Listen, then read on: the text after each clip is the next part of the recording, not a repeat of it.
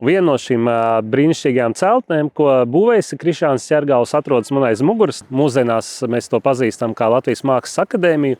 Toreiz, kad viņi būvēja, tā bija Rīgas Biržas komitejas komercskola, viena no modernākajām, progresīvākajām, Rīgai nozīmīgākajām mācību iestādēm tajā laikā, kurai bija jāsagatavo cilvēki, kuri varētu darboties Rīgas biznesa vidē.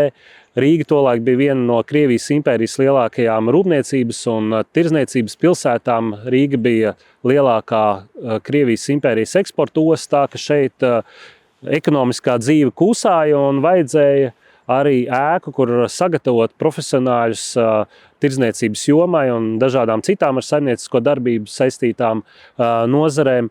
Un Krišjāns Ķergals bija tas, kurš uzbūvēja šo namu. Tur gan jūs lasīsiet grāmatā, tas negāja tik viegli. Milzīgai komandai darbojoties ar ļoti daudziem, faktiski visi gandrīz lielākie Rīgas dažādu jomu speciālisti, meistari piedalījās šīs ēkas celtniecībā.